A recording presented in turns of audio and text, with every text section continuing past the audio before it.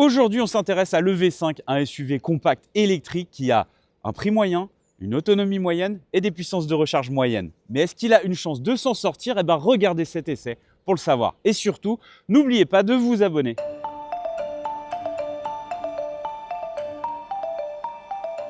Kia complète aujourd'hui sa gamme EV, autrement dit 100% électrique, avec un SUV compact. Il s'appelle EV5 et c'est un peu le pendant électrique du Kia Sportage, le best-seller du constructeur coréen. Et attention, il débarque sur un marché assez féroce où l'on retrouve des candidats comme le Scénic, le i3008 ou encore la Volkswagen ID4. Alors quels sont ses points forts, ses points faibles et surtout, a-t-il une chance de percer? Eh bien, on va tenter de répondre à cette question.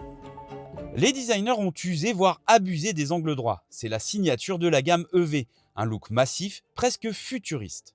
À l'avant, les optiques effilées, au contour complexe, encadrent une face pleine, tandis qu'à l'arrière, le bandeau lumineux court sur toute la longueur du haillon. C'est clivant, certes, mais ça a le mérite de ne ressembler à rien d'autre sur la route. À bord, l'ambiance est résolument moderne avec cette double tablette haute définition qui survole la planche de bord. C'est aérien, très propre visuellement et valorisant. À ce propos, on apprécie ses performances et sa facilité d'utilisation, avec un découpage en 3 parties, qui a eu la bonne idée aussi de conserver des touches physiques pour les commandes de chauffage et de ventilation. Là où le V5 marque des points, c'est par sa capacité d'accueil. Premièrement, c'est un véhicule spacieux. 2 adultes de bonne taille voyageront confortablement à l'arrière. 3 enfants également. Par contre, on ne pourra mettre uniquement que 2 sièges bébés. Ensuite, il est lumineux. Ça, c'est dû à la présence du toit panoramique. Et enfin, surtout, il est truffé de rangements, que ce soit à l'avant ou à l'arrière. En ce qui concerne le coffre, il est taillé pour un usage familial. 566 litres, c'est amplement suffisant. Avec en prime un rangement sous le plancher. Et petit bonus, le V5 dispose d'un frunk, un rangement sous le capot de 44 litres environ, suffisant pour ranger les câbles de recharge.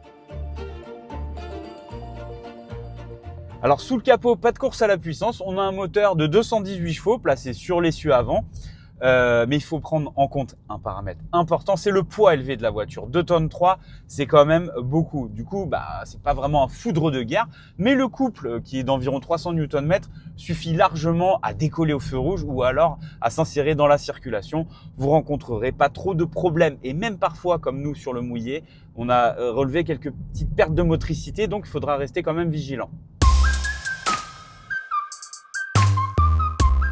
Kia a renforcé les assistances à la conduite de l'électrique avec un planificateur d'itinéraire intégrant de nouvelles fonctionnalités, comme la charge souhaitée à destination, un système efficace constaté durant cet essai. Il y a toujours le système de régénération à 3 niveaux, toujours très ludique à utiliser, avec la fonction aussi One Pedal, permettant de se passer de frein. Le V5 dispose aussi d'un préconditionnement manuel de la batterie, mais ce dernier n'indique pas le temps avant la température idéale. Une pompe à chaleur optionnelle est également disponible.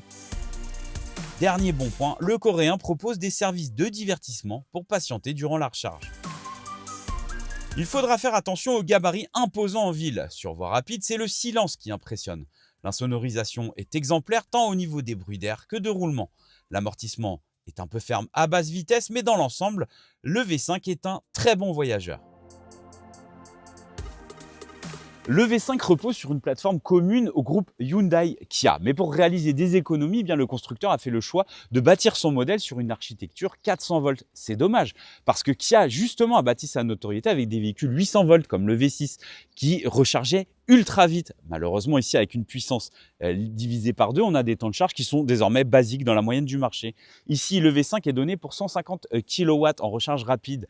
Nous, on a fait le test sur une borne, on a attendu une bonne trentaine de minutes pour passer de 20 à 80%. C'est pas nul, mais sachant qu'aujourd'hui, la puissance de recharge, la rapidité, c'est un argument décisif pour les clients, sachant qu'en face, il y a des voitures qui rechargent beaucoup plus vite, le V5 part avec un handicap. En tout cas, le bon point, c'est que pour la recharge à domicile, le modèle est livré avec un chargeur embarqué de 11 kW qui vous permettra de faire le plein en une nuit sur une wallbox.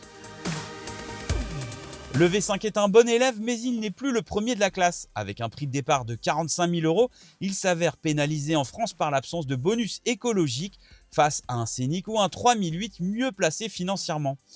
En tout cas, le coréen reste un choix rationnel pour les familles qui recherchent de l'espace et un look affirmé. Mais il manque encore ce petit moelleux et une meilleure efficience pour devenir la référence de son segment.